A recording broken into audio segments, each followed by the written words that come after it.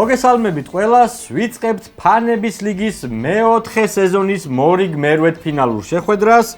თავიდანვე გეტყვით, რომ ჩვენი პროექტის წარმომადგენელია ქართული ფეხბურთის განვითარების ფონდი და Sports Production Studio, ხოლო ჩვენი წლევანდელი სეზონის გამარჯვებული უკვე შემოდგომაზე გაემგზავრება საქართველოს ეროვნული ნაკრების გასვლით შეხვედრაზე. და მე უკვე შემიძლია წარმოგიდგინოთ ჩვენი მერვედფინალის, მორიგი მერვედფინალის მონაწილე გუნდები.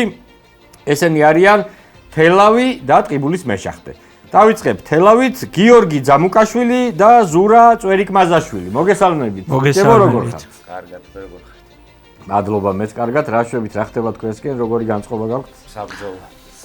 ძალიან კარგი. წარმატებებს გისურვებთ. თელავში რა ხდება? შვიდობა. ჩვენიერი წარმატებებს უსურვებთ თქვენს კლუბსაც და თქვენს რაღაც თქმა უნდა.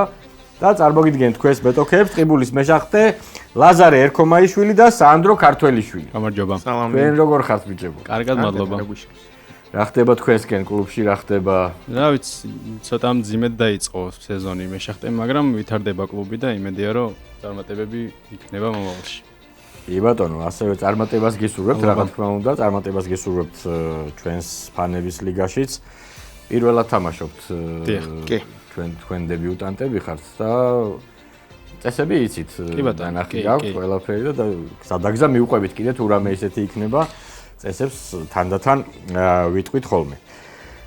მოკლედ, ჩვენ უკვე შეგვიძლია დავიწყოთ მორიგი მერვედფინალური შეხვედრა თელავსა და მეშახტეს შორის.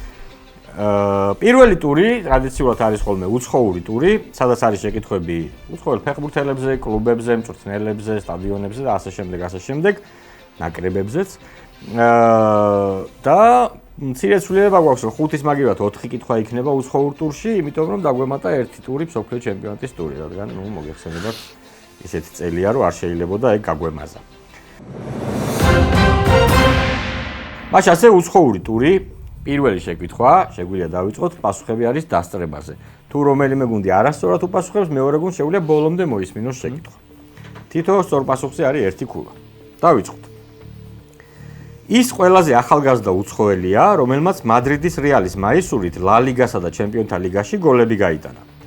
ამას გარდა ყველაზე ახალგაზრდა ბრაზილიელია, რომელმაც ჩემპიონი დააჭირა მეშახტემ. ენდრიკი უნდა იყოს. ენდრიკი უნდა იყოს და სწორი პასუხია და პირველი ქულა, ამ თამაშის პირველი ქულა და პირველი გატეხილი მიკროფონი. ტყიბულის მეშახტის ანგარიშზე. მეორე შეკითხვა.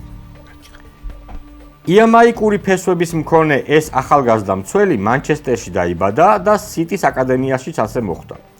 ხოსებ გვარდიოლას კლუბში მისი დებიუტი 2024 წლის აგვისტოში შედგა. ნიკო ორაილი. ორაილის სწორი პასუხია, ნიკო ორაილია. სწორი პასუხი და 2-0 ანგარიში. მესამე შეკითხვა უცხოური ტურიდან. ეს ფეხბურთელი ევრო 2024-ზე პორტუგალიასთან 2-0 მოგებული შეხვედრიდან უნდა გახსოვდეთ. სადაც ჩვენს წინააღმდეგ შეუცვლელად ითამაშა და ერთ-ერთი საუკეთესოც იყო. იმავე ევროზე მან ჩეხეთის ნაკრებს გაუტანა გოლი და რადგან 20 წლით ადრე მამამისმა გერმანელები დააწიოკა, კონსეისა უნდა იყოს. კი ბატონო, სწორი პასუხია კონსეისაო და 3-0 ანგარიში და შემდეგი შეკითხვა. უცხოური ტურის ბოლო შეკითხვა. ის მეორე ავსტრიელია, რომელმაც ევროპის ოქროს ბუცი მოიგო. ვენის აუსტრიის თავდამსხმელმა 1986-87 არა, კრანკლი მე მგონი რომ პირველი ავსტრიელი იყო, ამიტომ კითხვას გავაგზელებ ბოლომდე. ვენის აუსტრიის თავდამსხმელმა 1986-87 წლების სეზონში 39 გოლი გაიტანა და ოქროს ბუცით ჩაიბარა. ეროვნულ ნაკრებში 44 გოლი გაიტანა და ძალიან დიდხანს რეკორდსმენი იყო. თუმცა ახლო წარსულში მისი მიღწევა მარკო არნაუტოვიჩმა გააუმჯობესა. სხვადასხვა დროს უთამაშია ტორინოში, სევილიაში, მიონხენგლადბახის ბორუსიასა და კელნში. კარიერა კი ზალცბურგის აუსტრიაში დაასრულა. აბა თუ გაქვთ რამე ვერსია? გვარი ავსტრიული. ბაუმგარტნერი. აბა გისმენთ. ბაუმგარტნერი. იქნებ მასაც ყავდა. არა, ტონი პოლსტერი იყო, ტონი პოლსტერი იყო. მეორე მეც ეგ. კი ბატონო, ტონი პოლსტერი. უცხოური ტურის შემდეგ ანგარიშია 3-0, მაგრამ წინ ძალიან ბევრი შეკითხვა გვაქვს და შემდეგი ტური არის მსოფლიო ჩემპიონატების ტური, ანუ კითხვები მსოფლიო ჩემპიონატთან დაკავშირებით. მაშინ ასე პირველი შეკითხვა. გამოიცანეთ გუნდი, რომელმაც ფინალური ეტაპის ზედიზედ 4 თამაში ვერ მოიგო მაგრამ მაინც გავიდა მსოფლიო ჩემპიონატის მეოთხედფინალში. ეს ისტორიული შემთხვევა 1990 წელს იტალიაში დაფიქსირდა, როცა ამ გუნდმა პირველად იასპარეზა მსოფლიო ჩემპიონატზე. გეტყვით იმასაც, რომ ამ ნაკრების წინააღმდეგ საქართველოს ეროვნულ გუნდს 11-ჯერ უთამაშია, მაგრამ ალბანეთი ვიფიქრე, იმიტომ რომ ბევრჯერ აქვს ნაკრებს ნათამაში. არ არის სწორი პასუხი, ბოლომდე წავიკითხავ. ამ ნაკრების წინააღმდეგ საქართველოს ეროვნულ გუნდს 11-ჯერ უთამაშია, მაგრამ ჯერ ერთხელაც ვერ დაამარცხა. ირლანდია? ირლანდია სწორი პასუხია. აი ბოლო ფრაზას რომ მოგესმინათ, ალბანეთს აღარ იტყოდით. ირლანდია სწორი პასუხია. 11-ჯერ ითამაშა ბევრჯერ ნათამაშები ალბანეთს. ალბანეთთან მე მგონი უფრო მეჯერა გვაქვს რა თამაშები. შემდეგი შეკითხვა, მსოფლიო ჩემპიონატის ტურიდან. მსოფლიო ჩემპიონატების ისტორიაში მხოლოდ 2 ფეხბურთელი გააძევეს 2-ჯერ. მეორე ზინედინ ზიდანია. პირველი კი ეს კამერუნელი, რომელიც წლების განმავლობაში იყო ნაკრების კაპიტანი. წლების წინ ფრანგული ლანსის შემადგენლობაში რიდომ სონგი.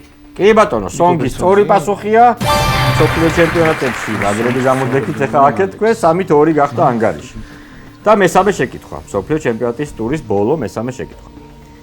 ამ გერმანელმა ფეხბურთელის და მწვრთნელის რანგში ბუნდესლიგის 1000-ზე მეტ შეხვედრაში მიიღო მონაწილეობა. ეს შედეგი მას შემდეგ მხოლოდ იუპ ჰაინკესმა გაიმეორა. ის რამდენჯერმეა თბილისში ნამყოფი. პირველად როგორც კლუბის იურგენ კლისმანი. არ არის კლისმანის სწორი პასუხი, თქვენ შეგიძლიათ ბოლომდე მოისმინოთ. ის რამდენჯერმეა თბილისში ნამყოფი. პირველად როგორც კლუბის მწვრთნელი, შემდეგ კი ნაკრების დამრიგებელი. მსოფლიო ჩემპიონატების ისტორიაში კი როგორც ყველაზე ასაკოვანი მწვრთნელი ისეა შესული. 2010 წელს, როცა ერთ-ერთ ევროპულ გუნდს უხებძღვანელა 71 წლის გახლდათ.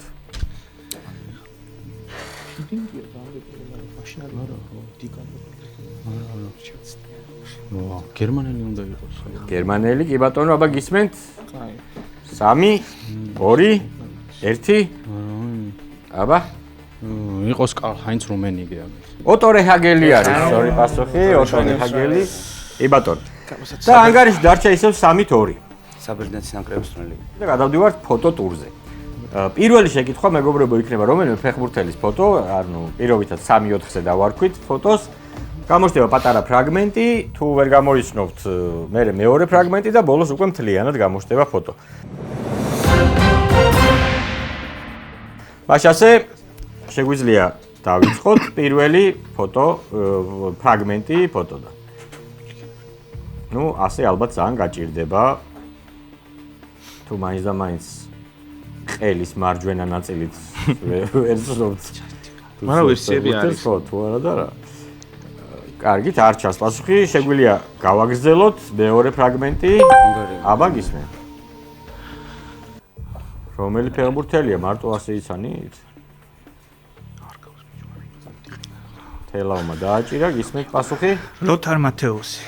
არ არის მათეუსის სწორი პასუხი და შეგვიძლია ბოლომდე გავხსნათ ფოტო და უკვე უპასუხებს მეშახტე, მაგრამ როგორც ჩანს, არა, არ მიცნობ. არც მე. მაინც ვერ ცნობენ. ინდელი ვინ. ხო, თლად თქვენი ასაკის არ არის, თქვენი მაშკარად. გამე პასუხი მითხარით და არ ვიცი, ბერნ შუსტერი იყოს არ ვიცი. უვე ზელერი არის ეს ფეხბურთელი. სახეზე არ ვიცი რა. კი ბატონო, ნამდვილად. ხო, არ არის თლად ადვილი გამოსაცნობი. რა არის უკვე მეოთხე სეზონი გვაქვს, ეს ადვილი ფეხბურთელები წავიდა უკვე. შესაბამისად ცოტა ისეთებზე გადავიდეთ. გამოილია კი. არა, უეზეილერიც არ არის რთული ფეხბურთელი, სახეზე არის რთული. სახეზე ხო, მაგას ვიძახ, სახეზე საცნობად რთული არის.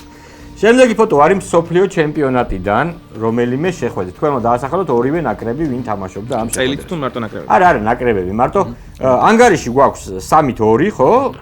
და შემდეგი შეკითხვა. მსოფლიო ჩემპიონატიდან ფოტოს პირველი ფრაგმენტი. აბა. მეშახტემ დააჭირა.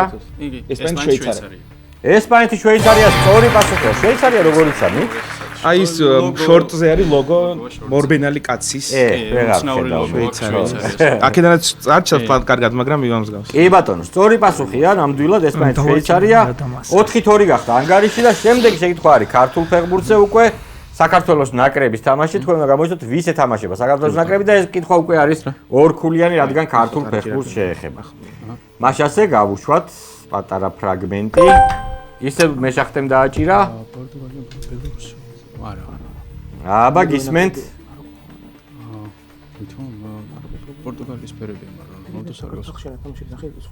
ხო. გისმენთ. საქართველოს ბულგარეთი? არ არის სწორი პასუხი საქართველოს ბულგარეთი და თქვენ შეგიძლიათ ბოლომდე გავხსნათ ფოტო და ისე უპასუხოთ. საქართველოს მაროკო. მაროკოს სწორი პასუხია, ნამდვილად ვიქარეთ თქვენ დასწრებაზე. არა, თან კონდა ვერსია, თავიდან მაროკოზე დავაჭირე თავიდან, მაგრამ კი, რატო გადაიფიქრეთ მე? რაღაც არ გამახსენდა პორტუგალიასაც რა თქმა უნდა ფერებით გავდა, კი ბატონო. 4-4 გახდა ანგარიში, გათანაბრდა ანგარიში და სადღაც სხვა გამეთამაში. გადავდივართ ქართულ ტურზე, მეგობრებო, სადაც ყველა პასუხი არის ორქულიანი. ქართული ტური, მაშასე 4-4 ძალიან კარგი თამაში გვაქვს, დაძაბული თამაში გვაქვს და წავყევით. პირველი შეკითხვა ქართული ტურის. ახალგაზრდა შემტევმა ფეხბურთის თამაში თბილისის საბურთალოში დაიწყო. შემდეგ კი რამდენიმე კლუბი გამოიცვალა. მან 17 წლამდელთან ნაკრებით დაიწყო და ყველა ასაკობრივ გუნდში ითამაშა. ეროვნული ნაკრების მაისური კი პირველ შარშან მოირგო. ესპანეთში 0-2 წაგებულ აბა გისმენთ? ესპანეთში დაგებულ შეხვედრაში. კი ბატონო. აბა გისმენთ? აი გულიაშვილი იყო. არ არის სწორი პასუხი გულიაშვილი, მაშინ დავასრულებ კითხვას თქვენთვის ბოლომდე. ესპანეთში 0-2 წაგებულ შეხვედრაში, როცა გიორგი მიქაუტაძე შეცვალა. ბოლო ორი სეზონია მუდმივად ხვდება თავისი კლუბის ძირითად შემადგენლობაში. განვლილ სეზონში კი 5 გოლი გაიტანა, 5 საგოლე გადაცემა შეასრულა და გუნდს სერია A-ში აღზევებაში დაეხმარა. გიორგი კვერნაძე. კვერნაძე სწორი პასუხია, ნამდვილად, კი ბატონო, ხელაში თამაშობდა, კი ბატონო. 6-4 ანგარიში და შემდეგი შეკითხვა. ნახევარმცველი, რომლის სახელი და გვარი ერთსა და იმავე ასოზე იწყება, 2013-2016 წლებში თბილისის დინამოსთან ერთად ყველა ქართულ ტიტულს დაეუფლა. 2016 წელს კი ეროვნულ ნაკრებშიც მოხვდა. ჯამბულ ჯიღაური. კი ბატონო, სწორი პასუხია ჯაბა ჯიღაური და 8-4 გახდა ანგარიში. არ გახსოვდათ? თუ გინდა ეგ ფაქტი რა ვიცი. რა? ჯიხაურის ყველა შენ. მაისური მაქვს ჯიღაურის. არ წაგართვას ახლა. 8-4 ანგარიში და შემდეგი შეკითხვა. იმ თავდამსხმელებს შორის, რომლებმაც ეროვნულ ლიგაში 100-ზე მეტი გოლი გაიტანეს, ყველაზე მაღალი პროცენტული მაჩვენებელი მიხეილ აშვეთიას აქვს. მეორე კი ამ ვეტერან ფორვარდს, რომელიც 90-იან წლებში ორჯერ გახდა ეროვნული ჩემპიონატის საუკეთესო ბომბარდირი. აბა? იონანიძე. არ არის სწორი პასუხი, თქვენ შეგიძლიათ ბოლომდე მოისმინოთ. დასანანია რომ მას არასდროს უთამაშია ეროვნულ ნაკრებში, თუმცა იქაც გამოიჩენდა თავს ზუსტად ისე, როგორც ეს ლანჩხუთის გურიაში, გურჯაანის ალაზანში და თბილისის დინამოში მოახერხა. ის ერთ-ერთია იმ ორი ფორვარდიდან, რომელმაც სეზონში მინიმუმ 40 გოლის გატანა შეძლო. მან ამ შედეგს 1991-92 წლების სეზონში მიაღწია. დღეს ის ლანჩხუთის გურიის ერთ-ერთი ხელმძღვანელი გახლავთ. იყოს მეგრელაძე. ოთარ კორღალიძე არის სწორი პასუხი, ოთარ კორღალიძე. დელავის წლელიცი. ოთარ კორღალიძე იყო სწორი პასუხი, 8-4 დარჩა ანგარიში და ქართული ტურის ბოლო შეკითხვა. ეს ნახევარმცველი თბილისის დინამოს ძირითად შემადგენლობაში 90-იანი წლების მეორე ნახევარში დაწინაურდა. დედაქალაქურ კლუბთან ერთად ის 5-ჯერ გახდა საქართველოს ჩემპიონი. 4-ჯერ თასი მოიგო. კარიერა კი 2006 წელს დაასრულა მეორე თბილისურ კლუბში, ლოკომოტივში. 1986-99 წლებში 11-ჯერ ითამაშა ეროვნულ ახი გოგიჩაიშვილი. არ არის სწორი პასუხი, გოგიჩაიშვილს მე მგონი 11-ზე მეჯერა აქ თამაშები ეროვნულ ნაკრებში, არ ვიცი ზუსტად, მაგრამ ნუ მაინც. 86-99 წლებში 11-ჯერ ითამაშა საქართველოს ეროვნულ ნაკრებში, რომელთაგან გუნდმა 7 მოიგო. მათ შორის 1998 წლის დასაწყისში 3 შეხვედრა მალტის ტურნირზე. 1996 წლის დეკემბერში კი ლიბანთან სადებიუტო შეხვედრაში ის ნაკრების კაპიტანიც გახლდათ. აბა თუ გახსენდებათ ასეთი ფეხბურთელი, რომელიც დინამოში თამაშობდა, ლოკომოტივში დაასრულა, ნაკრებში 11 შეხვედრით და ლიბანთან კაპიტანიც იყო. არ გახსენდება. გიორგი კიკნაძე არის ეს ფეხბურთელი მეგობრებო. და 8-4 ანგარიში შენარჩუნდა და შემდეგი ტური გახლავთ სარბიელის არქივი. პირველი შეკითხვა არის ერთქულიანი, მეორე არის ორქულიანი, რადგან ქართულს ეხება. მსოფლიო ჩემპიონატის ერთ-ერთი მატჩის შესახებაა ეს ფოტო და თქვენ უნდა მითხრათ, რომელი წლის სარბიელიდან არის ეს სკრინი. ვაჩვენოთ თუ შეიძლება. არგენტინა, სერბეთი 6-0. მაქსი როდრიგესი, კამბიასო, მაქსი როდრიგესი, ეს დააჭირა თელავმა. რომელი ეს უნდა იყოს 2006 წლის. 2006 სწორი პასუხია, კი ბატონო, 2006 წლის მსოფლიო ჩემპიონატიდან არის ეს თამაში. ყველა სარბიელი მქონდა აბსოლუტურად. მე უნდა მეწყო არგენტინის ფეხბურთელები და მივხვდებოდი. 9-4 ანგარიში და შემდეგი შეკითხვა არის ორქულიანი, რადგან არის ქართულ ფეხბურთზე გეტყვით რომ იმავე 2006 წლის სარბიელიდან არის ეს ფოტო. თქვენ უნდა მითხრათ, რომელი კლუბის სახელი დავფარეთ. რაღაცა კლუბი დღეს ერევანს მიემგზავრება და ხვალ რაზდანის სტადიონზე ინტერ-ტოტოს გათამაშების საპირველ ეტაპო მეტოქე კილიკიას გაეჯიბრება. მატჩი ერევანში 7 საათზე დაიწყება. sapasუხო შეხვედრა კი ერთ კვირაში თბილისის მიხეილ მესხზე შედგება.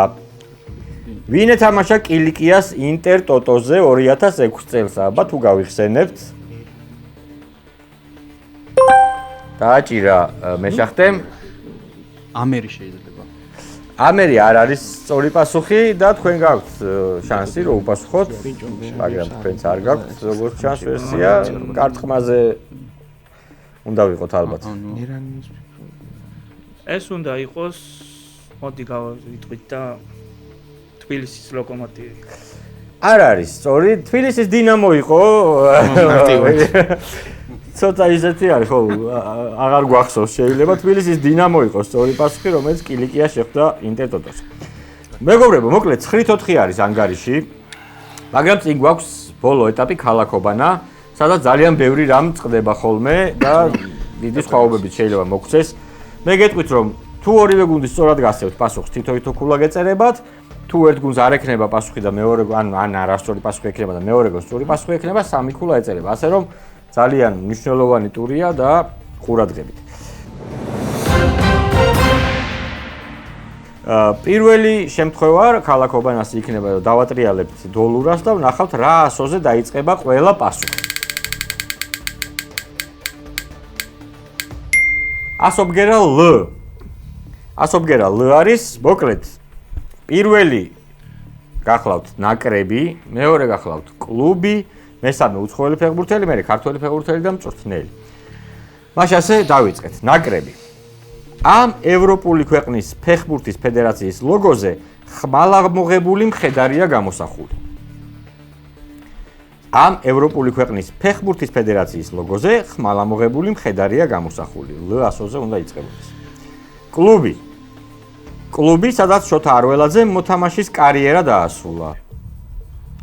კლუბი, სადაც შოთა არველაძემ მოთამაშის კარიერა დაასრულა.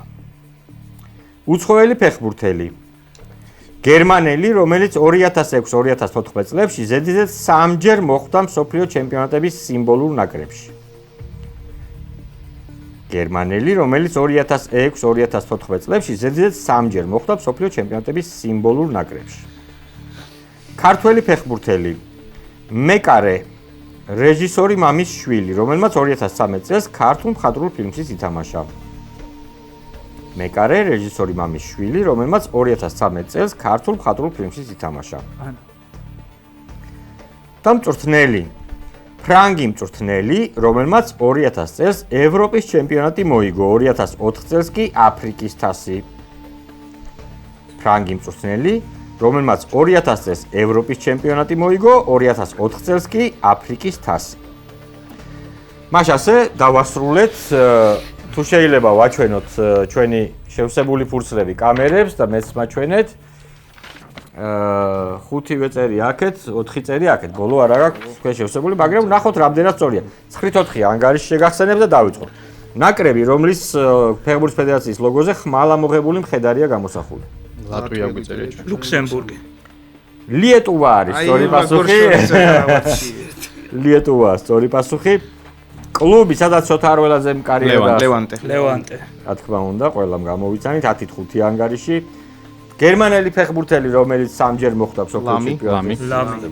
კი ბატონო, სწორია, 11-6 ანგარიში.